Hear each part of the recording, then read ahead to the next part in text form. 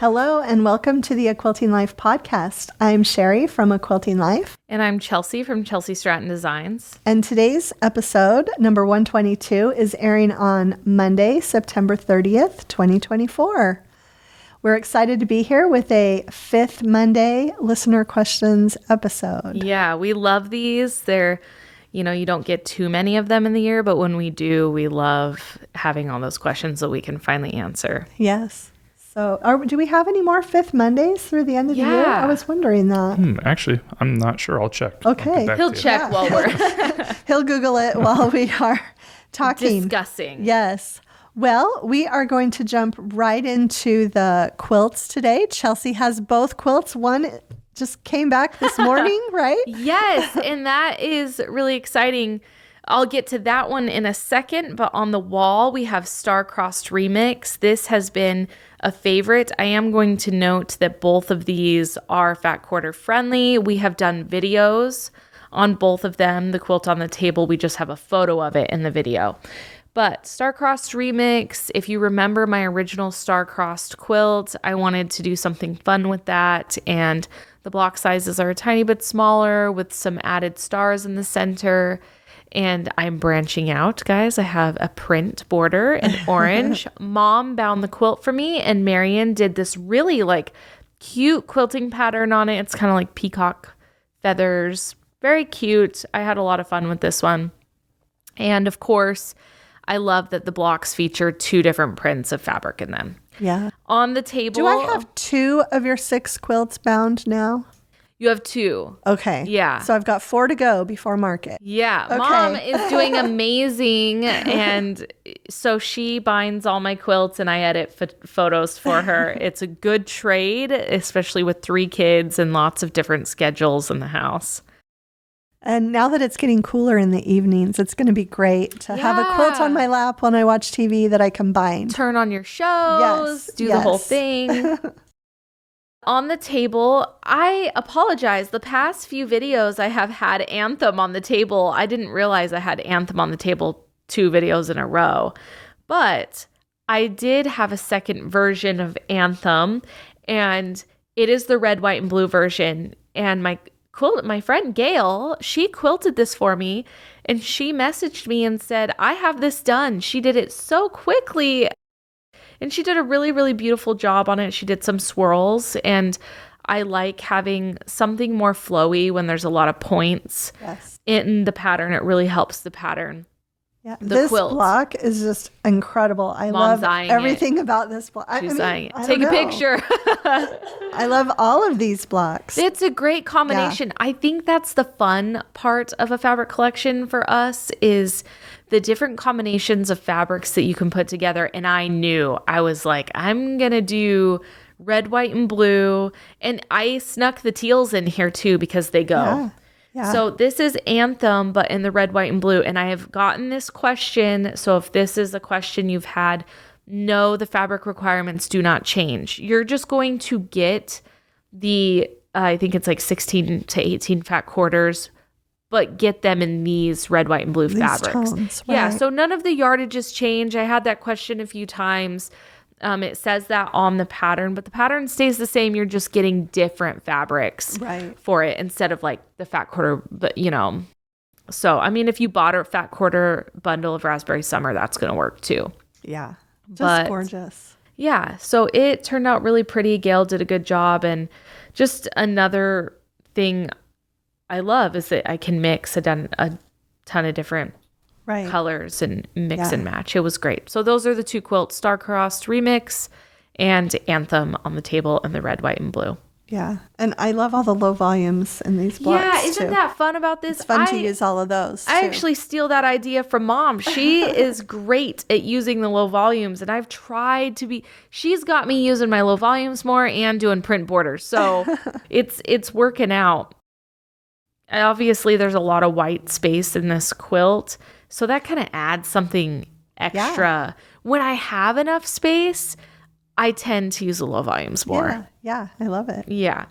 They were, I need to mention, This quilt was also pieced by Tammy Vonderschmidt. Oh, yeah. She pieced it for me and Gail quilted it. I need to note that because Tammy, she did two of them. And I actually only have one more quilt to share with you all. It's my Bountiful Baskets.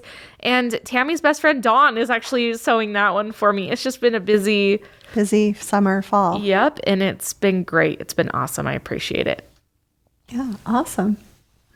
Question while we're talking about sharing quilts, did you change that one back there? I did change that one back there. I should have probably mentioned it last episode, but yes, that is my Summer Star Medley quilt, and the pattern actually came out with Strawberry Lemonade, and I only made the mini version, but that is the middle-sized version, and there's also a lap-size quilt too. So and I think there's a table runner included too. So you've got like all these different options in the pattern. And I did make that with our strike offs from Raspberry Summer. We were worried about having enough quilts for photography for the catalog.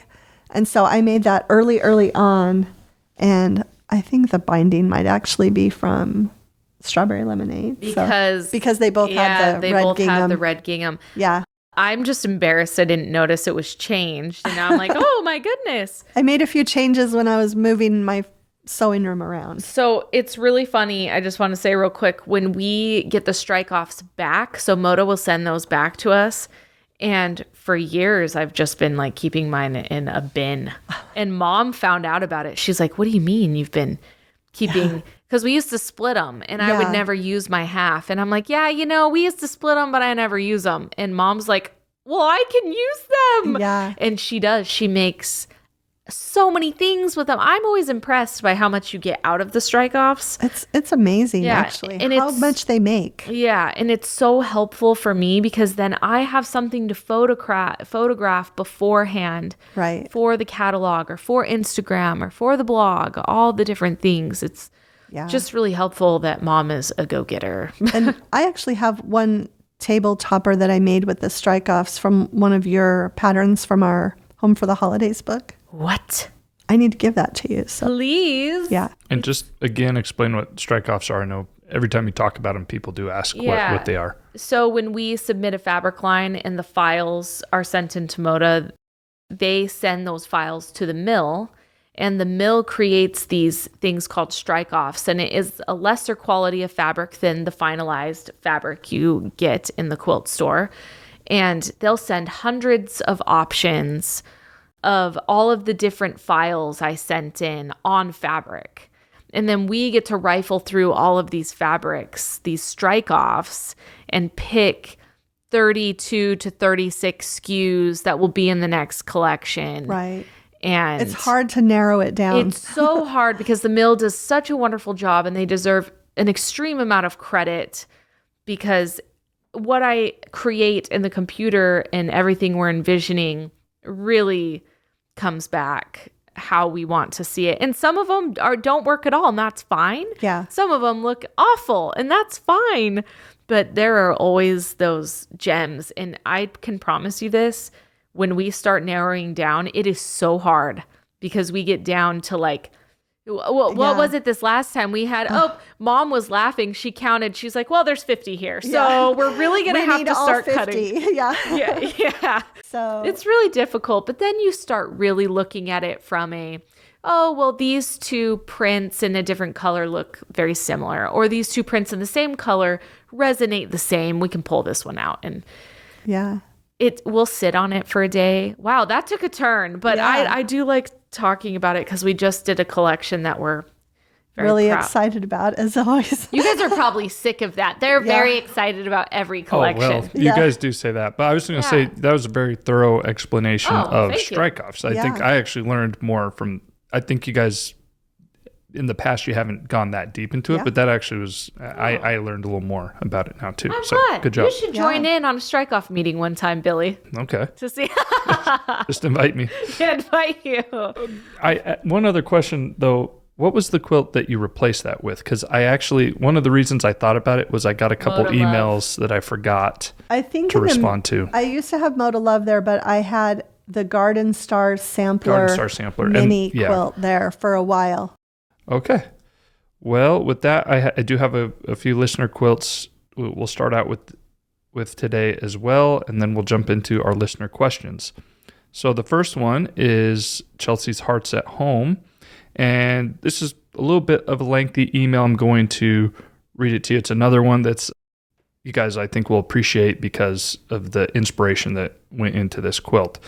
So she said, I wanted to write and first thank you for your wonderful podcast/YouTube programs. They've always inspired me, but more recently have gotten me through some very tough times, particularly this past 6 months as I have dealt with breast cancer, bilateral surgery, and now in 1 week, reconstruction. As an active and health conscious person, it's been a rough go physically, emotionally, and psychologically, and your installments of creative joy, inspiration, all around wholesomeness have made all the difference. You make a difference, and so I thank you. So, thank you. Yeah. So onto the quilt, she said, jumping onto the Hearts at Home bandwagon, this was my first big project post-mastectomy as I recovered use of and sensation in my arms. She said, I was inspired by your podcast episode that spoke of it first, but it soon became a happy reminder of how my family and community supported me, and in ways this independent artist could not have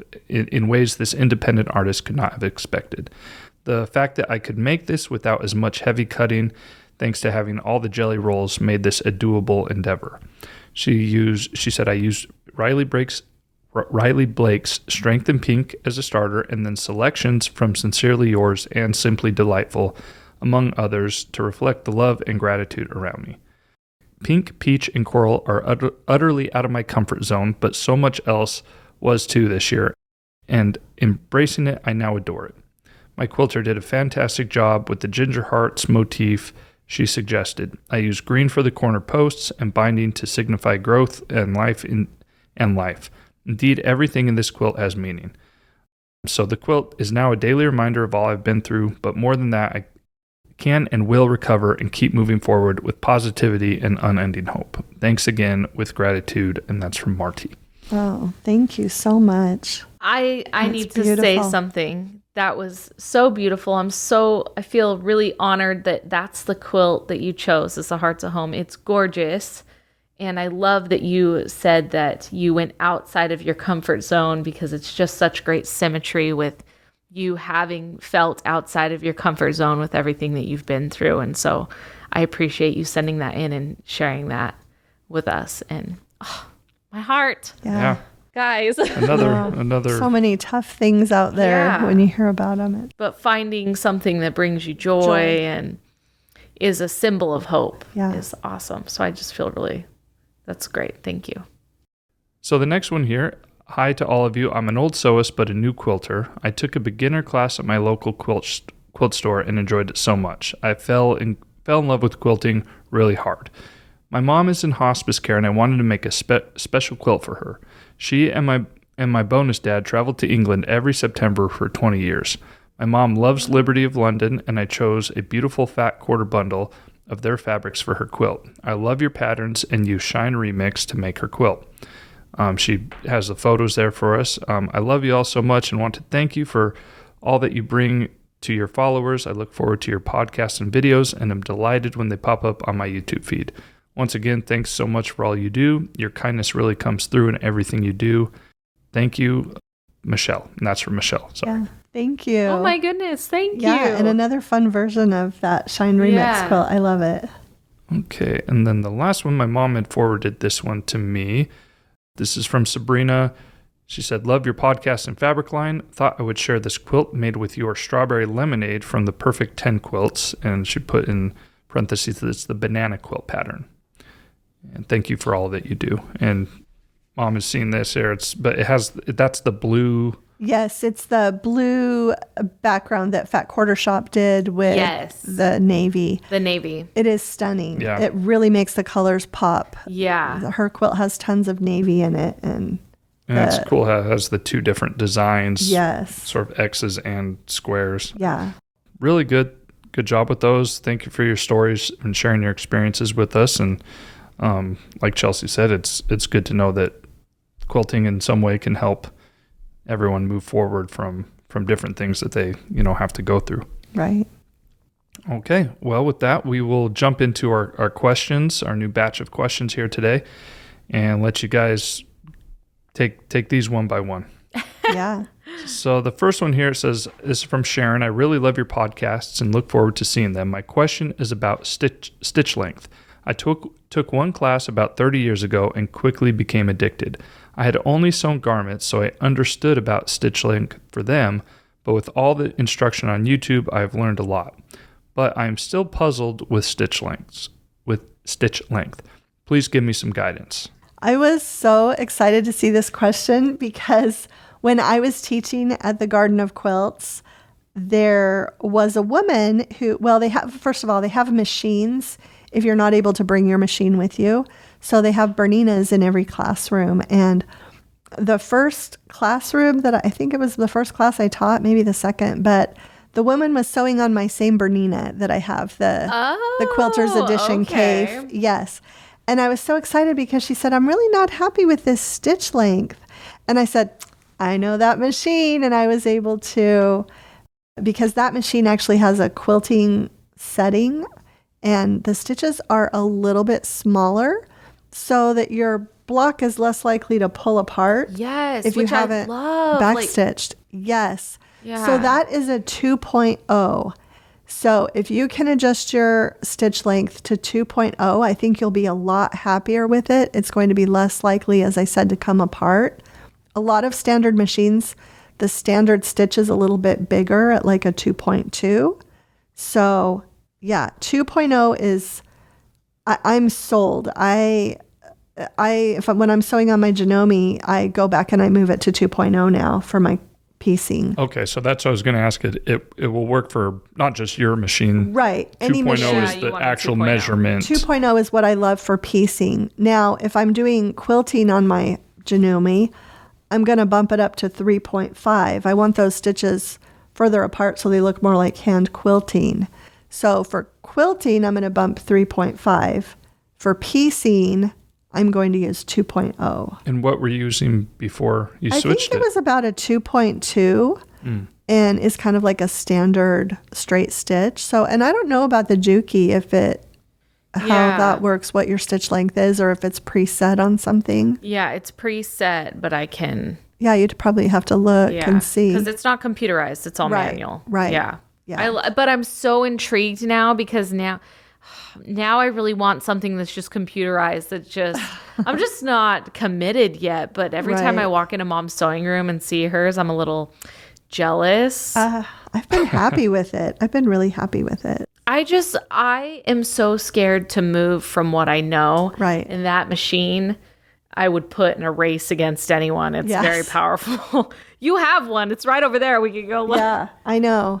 Yeah. I feel like, we could. But you just recently made that switch then to 2.0. Yes, I believe I bought that machine in January when I was at that retreat in Cedar City. So since January, I've just been, and I went in and took a class at the shop where I bought the machine. And that was one of the things that really just that they mentioned and that really stuck with me is how much that 2.0 just makes a difference. Yeah. And then one other time that I change it, if I'm using triangle paper or any kind of foundation paper piecing, I will drop it down to a 1.7 where it's even tighter and it makes it because you want that paper to you tear did that paper recently on half square triangles for me. Yes, so it's very nice. So those are the kind of three: the 1.7 if it's foundation paper piecing or half square triangle paper, and then 2.0 for regular piecing and 3.5 for quilting. Oh, that's good. And that's interesting that it's such a recent change for you. Yeah, after quilting for so long. 2.0. Yeah, just that one. Yeah. But still, that's the majority of what you're doing is piecing. Yeah, exactly.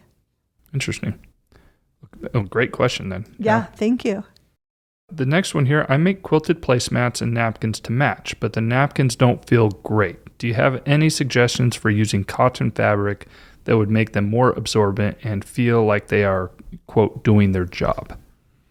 That's a great question, too. I wonder if you could use flannel to back the napkins. That was exactly what I was just going to say, because when I read the question, I pictured, when you go to a restaurant, those napkins, they're thicker material. They're substantially, yes. Yeah, they're weighted almost. Yeah. My suggestion would be maybe a flannel on the back. Yeah. Because if you're just, And what about the toweling that Moda has? Yeah, I was going to say the toweling because for napkins. Something like Moki linen isn't going to be, it's going to be too scratchy almost. Yeah, I wonder if you've ever tried the Moda toweling for napkins. Is that a different type of fabric they can order? Yes, and there are different designers. It's primarily Janelle Kent. Actually, yes, I'm going to say the toweling. Didn't Stacey Asue do some toweling also? I'm not sure. I thought she did last market. So I'm going to actually change my mind and say go with the toweling because it's such a great, and you can cut it to whatever. Yeah, and it comes with all different kinds of patterns that the center of it is usually just a solid, but then the ends have sometimes stripes or like a print. Or it comes in all different. So have you felt it? Is it different? Oh, yeah. So I have some in the sewing room. I mean, I'm looking at it online now. I mean, it sort of does look like a restaurant You're towel. so fast. Yeah. He's like, I got it pulled up right here. Yeah. Statistics man. Yeah. No, I have some of Janelle's actually. I do too. And I bought a couple rolls. And she gave us some at market as well years ago. Yeah. And she has a YouTube video about it too, all about Moda toweling by Janelle watch Kent. The video. Yes. So I'll look at it and then she has so many fun projects that she does with toweling. I'll put a link to that in the description. She's gonna be a quilt market. She's usually there. I need to go to lunch with her and her husband again. He's the best. Remember last fall he told us all about the cat? I think we talked about it on the podcast. Yeah, we did, but he is so wonderful and I miss them a lot. Anyways. But I mean, you guys or Mom at least makes placemats quite a bit, but you don't really do towels so much with it. Don't count us out, Billy. Yeah, I know. In fact, I just did those pumpkin placemats. Yep. And I am loving them on my table. I know Chelsea wants some, so I'm trying not to look at her. But I really didn't have any fall placemats for myself. So Mom, I need placemats. What do you want, number one? Every day, Christmas, or a different holiday? Every day. Every day. Okay. Every day. You will get them for Christmas. Thanks. I was just thinking, though, because of this question, too, like, maybe you could experiment with the towels and make a matching napkins. He just gave you another napkins, idea. Not towels, but Not that you're already, not busy enough, but. Yeah. No, I love that. Okay, so the next one here, I've been listening to your podcast since 2020 and really enjoy it. I was wondering if Sherri would talk about ways to hang quilted wall hangings, what she likes and what she has tried that doesn't work. I noticed that she does many wall hangings, and from the pictures, it looks like she does different types of hanging techniques. Then she actually had another one, but why don't we answer that one first? Okay. So I think my absolute favorite way, if you have a space where you want to have quilts and change them out, is what we have here, which is a curtain rod with rings that have little clips. Yeah, and it's not in the shot. It's okay. Yeah, I can take a picture of it and put it up. Yeah. Yeah, and I have curtain rods in several different places in my house, actually in our front entryway and upstairs on the landing, and then in my sewing room. She has 40 examples of how to hang a quilt just in this room alone. And in my... I'm looking at several of them now. I tried not to go too crazy because when you put those in the wall, they're kind of there, Yeah, don't plan on, unless you want to plaster the wall back up again. Like, you have to know you want it. But yes. Are you showing them kind of the different... There's even one I'm staring at behind Billy that we've had since I think I was born. Well, my Uncle Jerry made the quilt rack. Yes, he made it. That the Quilting Life banner is on. Yeah. And he was a woodworker. And very good. Yeah. 1 year for Christmas, we all got these quilt racks. Wow. And I don't even think I was much of a quilter then, but my grandmother had given me quilts, so I was going to put my grandmother's quilt on it. He really built that. Yeah. Yeah, it's beautiful. Whoa.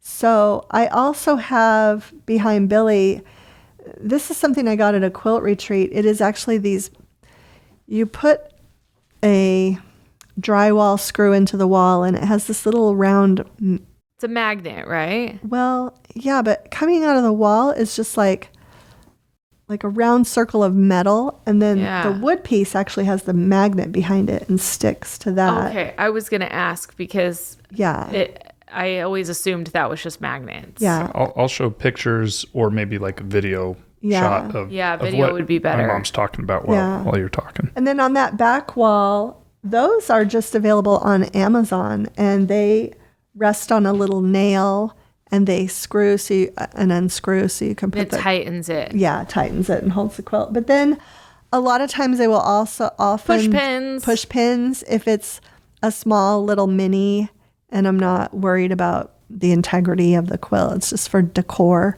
Is that what that one is right there? Yeah. Yes. Push pins? Okay. Yeah, if you can't see it, when I move the camera back to show that, people should have been able to see that as well. And then the final way is I often will make a little pocket in the corners and in the middle of the back and put a thin dowel so that they can, and we have a video on that, and it's called How to Hang a Mini Quilt. Yeah. So that's how she did it while we were growing up. Yes. It was always wooden dowels. Yes. And then they rest on two little nails. Yeah. I'm just like, I've always been so envious because Mom's home has a lot of like wall space, whereas mine doesn't. So I have like a quilt ladder or my couch so it's really fun to walk through Mom's house because she has all of these quilts on display. And I do try to change them out so that they don't get affected by light. You know? But ladders are a wonderful way. So, and also rolled up in a basket. I love that look. I do that and you too. do that. Yeah. I do that too. And you have quilts on shelves in an armoire. Yeah. And sometimes you have on beds. Yeah, on beds too. Yeah. Yeah, this office would be a good place to see many different types of ways to display mini quilts or wall hangings, I should say. I need to just do I'll do a little video shot of the office afterwards and display it while you were talking about everything. Okay. Yeah. That was a great question. Yeah. The next one, this is also from Donna. She said, do you have any hints for chain piecing? It seems even when I use leaders and enders at times, the fabric likes to misbehave. And she said, thanks for all of your ideas. Yeah, I mean, I love chain piecing. This just reminds me again when I was teaching last week, the Vintage 2 class. I wanted everyone to make one block, but then after that I said, this whole quilt can be chain pieced once you have a sample. And everybody was doing a good job. I noticed that it is helpful if you also end with your needle down. Yeah. So if you end with the needle up and you're chain piecing, it seems like things can shift more. Yeah. So I really like ending with the needle down and then starting with that next piece. Yeah. It just seems like there is less likelihood of the fabric to get caught. Yeah. So I guess that's my number one tip for that. I was going to say the same thing. So. Yeah. All right. So the next one here, I love your podcasts and have a couple questions. How often do you clean your cutting mats and how do you clean them? And then I was going to ask also, in addition to that, how often do you actually replace them? And then you have talked about your sewing machine needle. You've talked about that before, but also how often do you change your rotary cutter? Thank you and keep designing beautiful fabric and quilt patterns. That's from Carolyn. Thank you. I want to answer this one first. Awesome. There is nothing better. So I actually changed my mat and the blade on my rotary cutter after every single batch of quilts, and then after like cutting fabrics, like when I get fabrics and I'm cutting kits. And I usually change my blade more than once while cutting those kits because it dulls really fast after cutting a lot. I don't know about cleaning my mat. I don't know, like, do you clean it with a product? Well, I was going to say, I've seen posts on using a really mild water to, kind of dust it off. Like, not wet. You don't want water on there, but just a wet rag to kind of wipe it off and then dry it. And they also have brushes, little mat cleaning kits that I've seen for sale. But honestly, I change my mat so much that I never clean it. So that's what I was going to say. I don't clean because I have mats rolling through my sewing. It's the number one thing besides a blade. Yeah. At least 3 times a year, sometimes 4, I'm changing my mat. Yeah. And I did have because So especially we always laugh because the 18-inch mark, the half a yard mark, just gets destroyed. And so it gets really annoying when I'm cutting. Like you can do the math and start on the 1 inch and cut on the 19. She knows.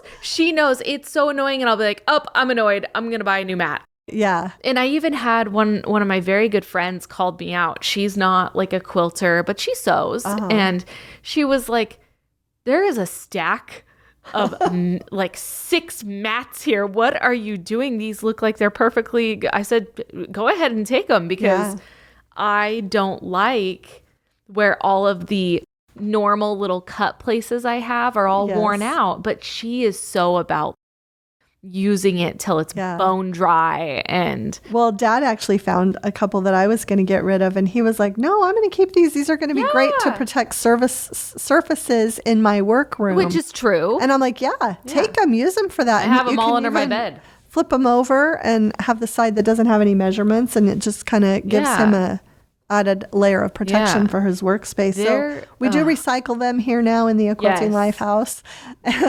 But I feel like they're not wasted. Yeah. It just makes my life so much easier. And there is nothing better than when I have a new fresh mat and a new blade put in. It's all oiled and wonderful. New needle in my sewing machine. All the things. Yeah. Full bobbin. So rotary cutter, I feel like I replace that at least once a month, the blade. Yeah.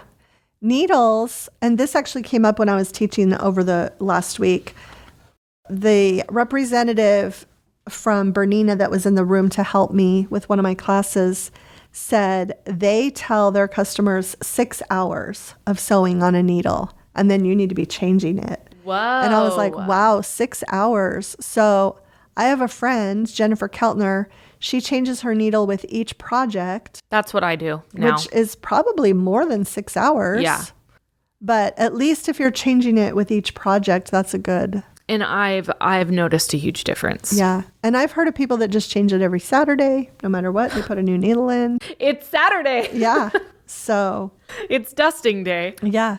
So a couple follow-ups then because Chelsi, you mentioned your rotary blade, but maybe, not everyone's cutting kits out and everything like that. Yeah. So you said a month, Mom, on yours? For the rotary blade. Rotary blade. And so that's just basically if you're, because you're obviously in the sewing room almost every day. Yeah. If you're consistently sewing every day, it'd be about a month, about a month, I think. Mm-hmm. Yeah. Do you guys feel when it's just going a little more dull? And so you sort of have a feeling about that? Yeah. And sometimes you don't feel it, but then when you change it, you're just like, oh, I was like, because you get hard. so used to it. I'm a little next level. I notice it like right away because of the. I know I have to exert or the myself strain more on your wrist. Yes. Yeah. And then, but it's so nice when you switch it and you cut something. You're like, oh, just like butter. That was beautiful. It's literally like butter. Yeah. And then the big cutting mat like that we film on and everything, you replace that one a lot, or do you cut a lot of other places? That stays there all the time. I never cut on it but you always have another mat on top of it. Yeah. But those are changed quite frequently. Those are changed very frequently. You don't even use that one for like your wide backing. Occasionally I'll cut something on it, but it's really rare. I hate because I gotta fold the fabric down and then cut. But it's super rare. But I didn't know you switched it out that much. I mean, I guess you're replacing it with the same color most of the time. Most of the time changing it up with the same mat. Yeah. Okay. We tend to stick to our familiarity. Yeah. Every once in a while, you've changed it a couple times, I think, but as far as colors, but mostly it's that dark blue. Okay, next one here. Good morning. I really enjoy watching your podcasts and just finished episode 117 with the questions on juggling multiple projects. I have a follow-up question to that. As someone who quilts only when I have spare time because of the demands of a full-time job and household responsibilities, I've often wondered how your perspective of quilting may have changed over the years. As in, once it may have been a hobby where it is now your career. Has it affected your joy of the process? Is it more like a job than a hobby that brings great joy? I ask this question as I approach retirement and think I may want to be more active in quilting in some form as a side income. Thanks for your work and your program. And that's from Diane. Yeah, I think that's a great question because obviously this is a career for both of us now. Yeah. But we still want to be joyful about the creative process and not just the designing of the fabrics and patterns, but also of the actual sewing. And I feel like for me, sometimes less is more. It was really helpful. I had a couple quilts made with Raspberry Summer by somebody else, and Chelsi did the same thing. And that made it to where I feel like I wasn't in such a rush to make all 4 of my quilts. I knew I only had to make 2 and that I had Nancy sewing 2, and I was able to just kind of relax and enjoy it more. So I think one thing is really getting a little help with the actual sewing. The other thing for me is just working on other projects like bags and table runners and placemats, and just where I'm not really doing it. And sometimes I do patterns for those too, but I feel like they're just small and they're not stressful. They're more fun. So I don't know. What do you think? You've had quilts made this time too. That's what I was going to say is I like to design a lot of quilts with a collection, and I just knew I wasn't going to be able to do it. It was going to stress me out with like the kids' schedules, and it was the best decision ever. And really that was a push from Mom, because I always like to resist that, and Mom knows that. But then it just stresses me out in the end, and I don't want it to stress me out. Yeah. And I've had a lot of help with this collection, and I just have loved that. But I have not lost my love for quilting. Like, I made 2 of mine and I enjoyed every second of it. Star-Crossed Remix and the other version of this anthem. Yeah. And it was a breeze. I got the quilts done really quickly, and I loved it, but I knew what I could handle. And I wanted to share kind of an experience. I had someone from our community this year come up to me and ask me if I would make a t-shirt quilt, and I knew I wasn't going to enjoy it, and I knew it wasn't going to fit into my very busy schedule. And they asked me a question. They said, "Oh, but I thought you loved to quilt.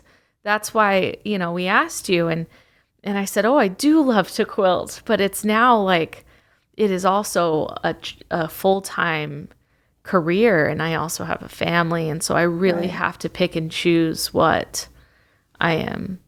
And they found someone else, and they did a beautiful job on it, and it was great. But that has been something I've been more selective about this far into the journey, is what I can handle without stressing myself out, because we're doing a lot more. I'm doing a lot more than I was at the very beginning. Right. I was only designing fabric at the beginning. Yeah. And honestly, doing YouTube and everything takes time. And so you have to proportion it out. And actually, when I was in Dallas for motivation, talking to some of the other designers, I really found like that 2 was kind of a common number of what a lot of them are making, and having anything else they design made by somebody else. Yeah. So, and I notice it. I notice it on Corey's video. She'll say this quilt was pieced by so-and-so and quilted by as much as I would like to think I can do it all, there just aren't enough hours in the day. And I want to read a book sometimes too. And you should. I think we don't talk enough about that. You should stop. When my younger brother lived here for a little bit of time, and he would tell Mom, we've talked about this on the podcast, "Mom, it's 4:00. You're done working." Yeah. And burnout is a real thing. And even if it's something you love, burnout is a real thing. Yeah. And so you really have to balance. And that's why I've been a little bit more strict about my time, because I don't get this time back with my kids. I don't get, these days back, but it is such a blessing that it works. And I enjoy doing what I still get the best of both worlds a little bit. I get to quilt and design, but also be with my family. Right. That's why this number 5 was such a great question. It was a really great question. Yeah. And I do see a lot of women in my classes that have recently retired, and now they're able to spend a lot more time, and, but they're at a different stage of life than both of us. So it is seasonal, but But yeah, I love the joy, but sometimes I do have to scale myself back. In fact, I started a list in my planner of small things I want to do for our booth. And oh my goodness. So first I made a list of all the small things that I've already made, because with the Dresdens, I have pillows and table runner and wall hanging. Are we sharing a booth? We got to find out about that. We got to find out about that, because I haven't made anything extra for my booth. There's little things I want to make, but then I'm like, no, Sherri, you're not going to make 12 little projects between now and October 24th. No, it's not going to happen. 3 weeks away from when you're listening to this podcast. I'm not going to make that many things. How many can I realistically do? It's almost market.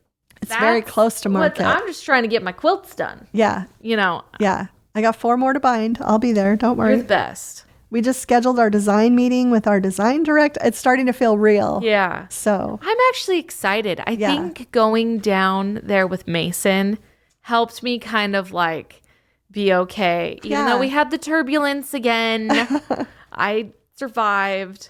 You mean going to Houston? Going to Houston. Okay. Did I say something else? No, you just said going down there, but I didn't know if you were referencing Quilt Market. I didn't think you went to Quilt Market with you. But I think I sometimes get nervous to leave, but now that Mason has been with me once this summer, I'm okay going. Yeah. I thought it was neat that you were able to show him around a city that he wanted to go to. I felt so cool. And he told me not to tell him, don't be saying like this is my first time here,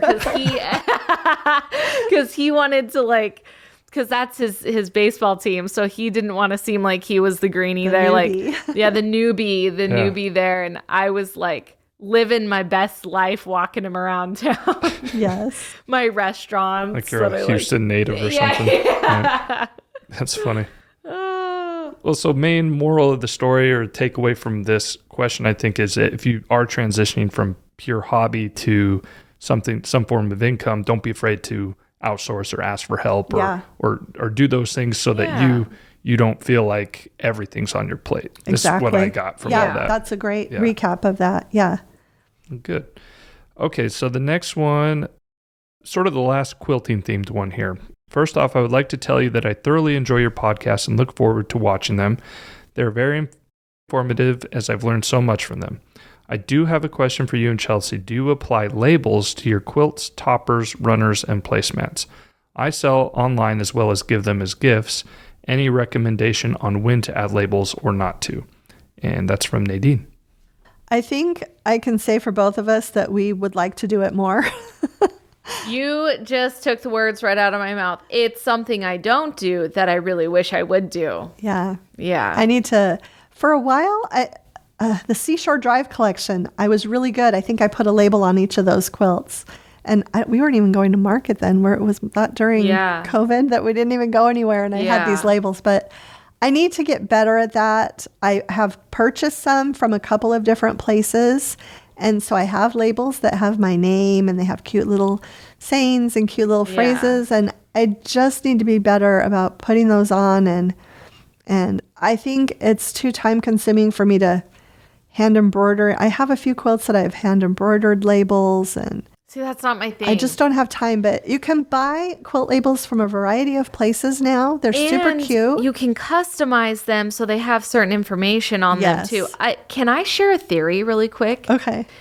I think before I thought, oh no, I'm not doing quilt labels because when you go to the store, there's a label on any type of blanket or quilt you buy, right? Oh, interesting. And I think I was always like, no, this is handmade. But then I didn't realize the history around documenting your quilt. And I love that. Yes. And I think it kind of changed my tune. And now there's all these customized labels and they're very cute. And I just thought, because I have this funny story when we were filming at Fat Quarter Shop and doing the photo shoot in the rented house. Oh, yeah. I ended up alone in a room with Kimberly upstairs, and there was a quilt on the bed. And I'm like, man, I really like that. And Kimberly's like, it wasn't handmade. She like turns the quilt over. She like knew. And I was like, man, it looks pretty believable. And it was like one of those Pottery Barn ones that looks pretty real. Yeah. But she flipped that thing over and knew right. She's like, I knew it. Yeah. Another thing about this, I wonder, because we mentioned in the video that we did a couple weeks ago on a Thursday, I think, that I met Minky Kim at the Garden of Quilts, and she gave me some of her darling little labels. So stinking cute. That's why. Yeah. And these don't have your name on them. They just have cute little pictures or cute little sayings, but they're so cute. They're adorable. And I wonder if, as I start using these on some projects for decor, if that will make me remember, slip in a label with your name on it on the back. Just do it once, and then your brain will be like, just slip one into one of my quilts you're binding and don't tell me. And you can put them on the backing so that you don't even have to hand stitch them, and then it just gets all quilted over when your quilter quilts your quilt. Oh, that's true. Easy ways to do it. I just need to do it. Yeah. Well, now, but she did mention, she sells things online and as gifts. Would you do it if you sell it, or would you only do it as a gift? I wouldn't put my name on it if I was selling it. No. Yeah. Yeah. That's what I was sort of thinking. But if you give it as a gift to someone then they can remember who gave it to them and everything. Right. Okay. Yeah. Oh, good deal. And I was going to say too, because we also talked about her giving you those things a little bit in last podcast too. Yes. Yeah. But good deal. I think. So the last question is more directed towards me, and it was more about the things I use to do all the filming and everything. So I really feel like we should film a video on that. Yeah. I should be behind the camera, and you should be sitting there and just talk about it. Maybe that's not bad. I mean, every once in a while we do get questions about asking more about YouTube channel or starting your own YouTube channel or filming things. Because this could be a whole video. Actually, let me rephrase that. Chelsea should be behind the camera because I have a tendency of putting my finger in front of the lens. It is so.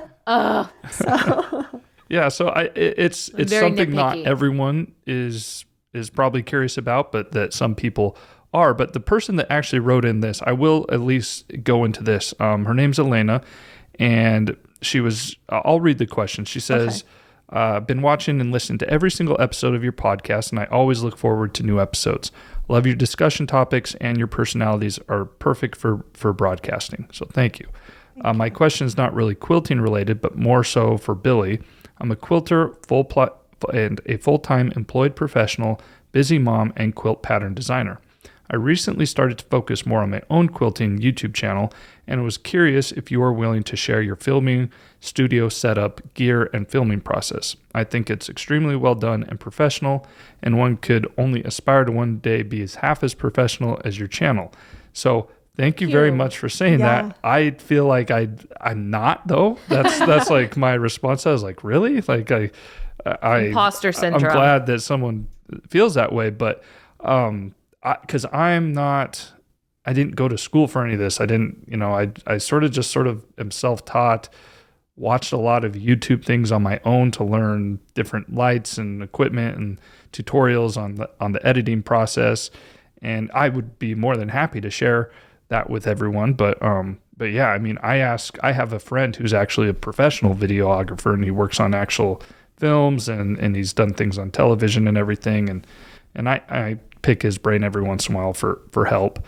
And I have a friend whose son does that as well professionally. We need to, if he ever gets out here to visit his family. Yeah, because to me, I keep it as simple as possible for me. I have felt like I've gotten a little deeper into more the editing process than I am with the actual filming. I keep it, as you can watch our videos, it's pretty simple. It's an upshot and a downshot, and that's pretty much it. And I've had people write in and suggest, close-ups or some B-roll shots and everything, and getting into 2-camera setups and all that. But so it's stuff I'd like to do. I probably should make the effort to do some of those things, but I'd be more than happy to do it. But maybe perhaps some type of video someday. Let's do a video. Put it up on a Saturday. I think that would be good. Yeah. I do want to mention, I checked her. She said, to give you an idea of what I do, this is my channel, and it's Otter and Time. I'll link that in the description.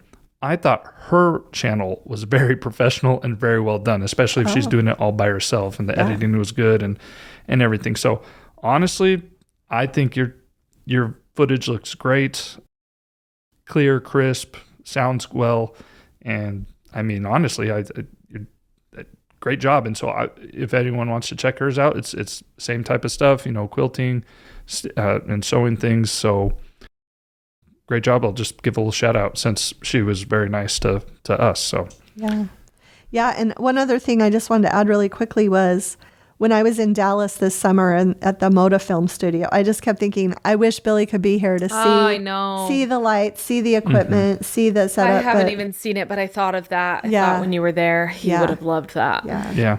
To visit there and back quarters setups and everything. Yeah. So yes. Yeah. I mean, there's more than one way to do it for sure, but it's always good to just to learn and see different ways to do things. Maybe we need a family road trip and go visit Kimberly's studio in Dallas. Be down with that. Okay. All right. So the last one here is more of like an email that's sort of like a review, and then I have an actual Apple review as well. So, okay. So this one is from Carrie. Hello. I just want to take the time to let you know, including Billy and Chelsi, how much I appreciate you all. I've learned so much about quilting, tips and tricks from listening to your podcast. She says usually while driving or walking, as well as reading your newsletter. Plus, I've been so inspired as well. I really strive to be organized and picked up your book, A Quilting Life Planner and Workbook. Lots of great tips and tricks in there. So just a big thank you again from Carrie. Yeah, thank you so much. Thank you. It was so nice.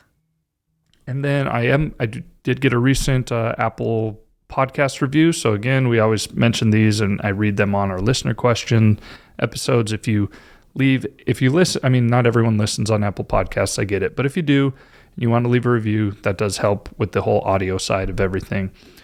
So this was left recently. It's from episode 118, I believe. She said, this was a fun episode to listen to. FYI, I was inspired to open a quilter's retreat house after reading several of the first Elm Creek quilt books. The Sisterhoods at Retreats is amazing. So another reader of the Elm Creek quilt books. Yeah, you can't say that fast. Yeah, I'm having trouble with it. 5 times fast, Billy. Yes. And so she enjoyed that episode well. Like I said, that episode has a lot of people have continued to comment about that. Resonated about with that. Yeah.